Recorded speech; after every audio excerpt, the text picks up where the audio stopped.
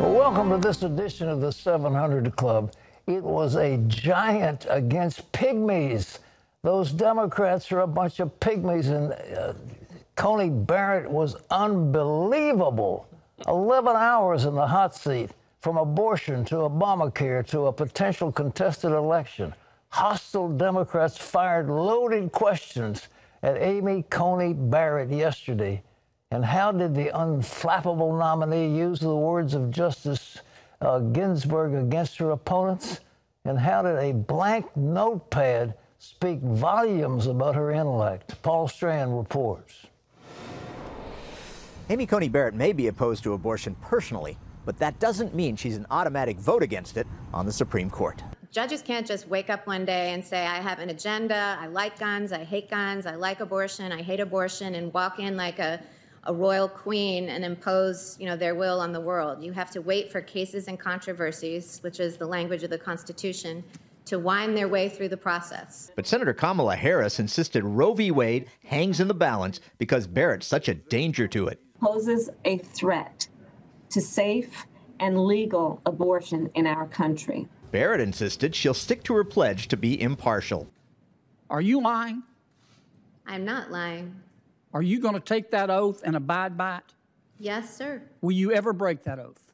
I will not break that oath. I mean, just because you happen to be pro-life or pro-choice in your personal beliefs should not be disqualifying in terms of being a judge any more than if you happen to like Obamacare or don't like Obamacare should have any bearing on whether or not you can determine whether the law itself is constitutional. Asked if she'd rule like her mentor, Antonin Scalia, to roll back gay rights, she said that's not to be assumed. I have never discriminated on the basis of sexual preference and would not ever discriminate on the basis of sexual preference. Like racism, I think discrimination is abhorrent. One thing that seems to really bother Democrats is they feel the conservative Amy Coney Barrett is the direct opposite of the woman she'll replace, the most liberal of Supreme Court justices, Ruth Bader Ginsburg. And Barrett added insult to injury by defending her refusal to say how she'd rule on cases by quoting Ginsburg. Justice Ginsburg, with her characteristic pithiness, used this to describe how a nominee should comport herself at a hearing.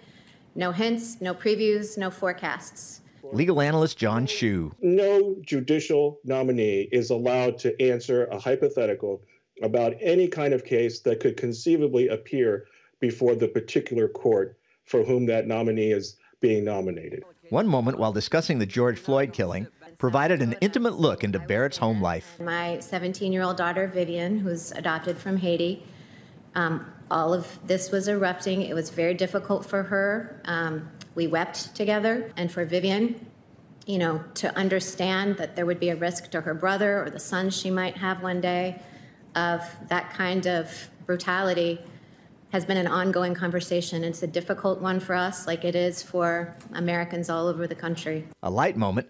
Barrett illustrated she was discussing dozens of cases over 11 hours without even one note of backup. Most of us have multiple notebooks and notes and books and things like that in front of us. Can you hold up what you've been referring to in answering our questions? Is there anything on it? That letterhead that says United States Senate. Committee members get one more round of questions, then witnesses on Thursday when Chairman Lindsey Graham says he will set a vote. Paul Strand, CBN News, Capitol Hill. Nobody in my knowledge has ever been able to remember everything that was written in every book, every decision, every word about every case that was ever brought up before them, every dissent. And yet this woman remembered verbatim with no notes whatsoever. She's absolutely brilliant and probably as well qualified as any person who has ever served on the United States Supreme Court. And the Democrats just look so mean and hateful. They're not getting any points. They think they're scoring with the American people, but they're not. And Kamala Harris just comes through as mean-spirited, and it's just not favorable. And you're looking at a future president, because if Biden is moving along in years, and he might not be able to serve one full term, he said he won't. He'll only serve one, but I doubt if he can even last that far. Who's going to be next? I mean, you're looking at the one, you're listening to her, listen to the words, look at her attitude, and she might be the next president. Well, there's something else. apparently the candidate has not been telling the truth. There's a bombshell revelation of a meeting between Vice President Joe Biden and an executive with his son's company, Burisma. Ephraim Graham has more. Pat, an email obtained by the New York Post reveals Hunter Biden arranged a meeting between his father and an executive with the Ukrainian energy company Burisma. That email sent just months before then Vice President Biden pressured Ukraine's government to fire a prosecutor investigating Burisma, which paid Hunter Biden $50,000 a month to sit on its board. The April 2015 email from Burisma executive Vadim Przarsky reads, "Dear Hunter, thank you for inviting me to D.C. and giving me an opportunity to meet your father and spend some time together." Former Vice President Biden has long claimed he's never spoken to his son Hunter about international business dealings. The email was discovered on a laptop hard drive that was taken to a repair shop in Delaware, which is Biden's home state. Pat? He tried to impeach President Trump on account of a telephone call that was probably misunderstood. Who said, "Will you please investigate this?" And that's all he said. But Biden bragged about the fact that he leaned on the Ukrainian government, that the United States would withhold aid unless they fired a particular prosecutor who was going after the company that was paying his son $50,000 a month, and his son had absolutely no knowledge whatsoever of energy. He had no knowledge of corporate activity, and yet Biden later in being questioned about this said, I haven't discussed it with him.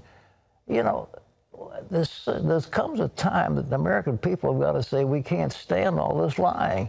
They have not been telling the truth. And there's no question about it. And you look behind it, and it's amazing that a repairman gets a laptop and finds emails on it and then gives it over to the federal government. It's amazing that this stuff's coming out. But there's more. Before this election is over, there'll probably be something else. And, you know, but the two of them together, it's frightening to think what's happening. Ephraim? Pat, a rapid increase in COVID-19 infections has officials fearing a second wave as the cold weather season approaches. More than 20 states set records for new coronavirus infections, some on multiple days. The virus is especially rampant in Midwestern states. In Wisconsin, a field hospital is being set up to handle rising cases, prepping for as many as 550 patients. The state reported more than 3,000 new cases Tuesday, the second record-setting day in less than a week. This all comes as leading vaccine and antibody treatment have been put on hold. A safety issue led officials to pause a COVID-19 antibody therapy being developed by Eli Lilly. This comes after Johnson & Johnson also halted its phase 3 vaccine trial after a participant came unexplainably ill. Dr. Jen Ashton tells CBN's Faith Nation program the pause is a sign researchers are following protocols in vaccine research. I think it should be incredibly reassuring that this vaccine will be ready when it is proven not just effective but safe, and not one day earlier than that. And this is Johnson & Johnson doing its appropriate clinical and scientific job. Despite the surges, the World Health Organization warns against going back to lockdown to control the virus. Pat? Well, you know, one of the terrible tragedies that took place was that we locked our economy down, shut it down. It was a big mistake, and now the World Health Organization has said no way should you have a lockdown. You get more danger with lockdown than you do with trying to treat this properly. And the thing that's need to be done is to isolate the at-risk groups and not lock down your entire society. But let's talk now to medical correspondent Laurie Johnson to tell us about these developments. Laurie, talk about this monoclonal antibody thing that the president was given. What is all that, and what about these vaccines? Well, Pat, when I spoke with the National Institutes of Health Director, Dr. Francis Collins, he told me out of the hundreds of treatments that are in development and have already been developed, the most exciting are the monoclonal or polyclonal antibodies. And these aren't available to the general public yet, but hopefully they will be soon. We know the president took one on a compassionate use basis, the one made by Regeneron that has been only given to a couple hundred people. But these monoclonal or polyclonal antibodies actually inhibit the virus from penetrating the cells. They actually neutralize the virus. They're made from antibodies in people who have already survived the coronavirus. They're made in a lab. They're concentrated and synthesized, and they actually prevent people from getting the virus in some cases. So sort of as a preventative, as an immunity in lieu of a vaccine. We know they have to be given very early in the disease. And we know that the polyclonal antibody the president was given was the first drug he was given. He was also given remdesivir, the antiviral, and dexamethasone, the steroid. These two drugs are available to the general public. So we've really come a great long way as far as treatments are concerned since this virus hit us about 6 months ago, which is why health officials say we're seeing a decrease in deaths. You know, some people say, well, what's better than all this? And somebody says, well, masks is the best thing. Is that the way it is? Well, certainly health officials are saying that we need to attack this virus in a multi-pronged way. So, yes, as you mentioned before, people who are at greatest risk should probably stay home. But the rest of us can still venture out into society. We can work and spend money and keep the economy going, provided we take precautions like wear a mask and social distance and wash our hands. So there are, you know, as far as the mask, those health officials say they definitely work and people should be wearing them in addition to the other precautions. All right, now they're working on a vaccine, but they've had a couple of bad results, and they really slowed it down because they don't want any vaccine to kill anybody. I know that in the polio vaccine that somebody the mother of a friend of mine was given that vaccine and wound up with polio, which is crippling and later led to her death. So the vaccine companies are being very cautious. Could you tell us more about that? They are. In a rare show of unity, the vaccine companies, 9 of them, issued a joint statement saying we are not going to ask for approval from the FDA until these vaccines that we're developing have met our extremely stringent safety standards, regardless of any political pressure.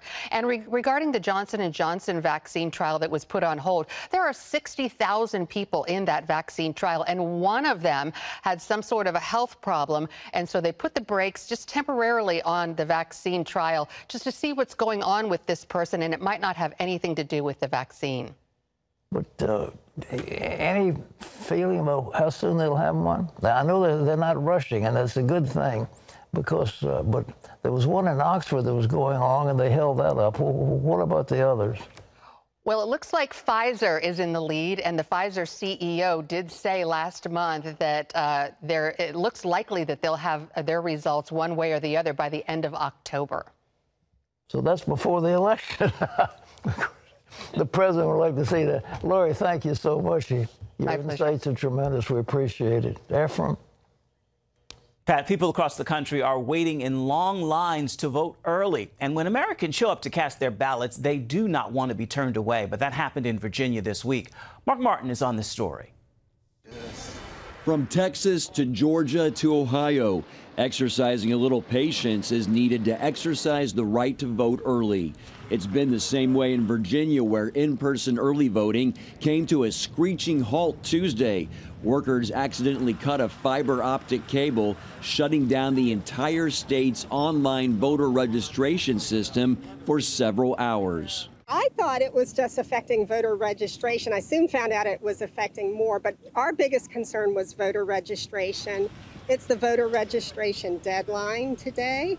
Also, we've been averaging about 1,000 voters a day here in Virginia Beach. That was kind of disappointing, you know, because we did come down here prepared to vote, and we had planned this out to make this an event, you know, to come and vote today, and we weren't able to. We thought we'd come knock this out today a little early before Election Day, and try to get ahead of the big crowds possibly, and then just to find out that the computers are down. It's a little frustrating, but I mean, those things happen. We also wanted to know if this incident raises a concern about the safety and accuracy of this year's election. The voters we talked to weighed in on that as well. Things like this just make you more skeptical, but I'm still going to go out, still going to vote, because it's the only way you can make the change that you want in this country. Yeah, I've been concerned about this whole thing, you know.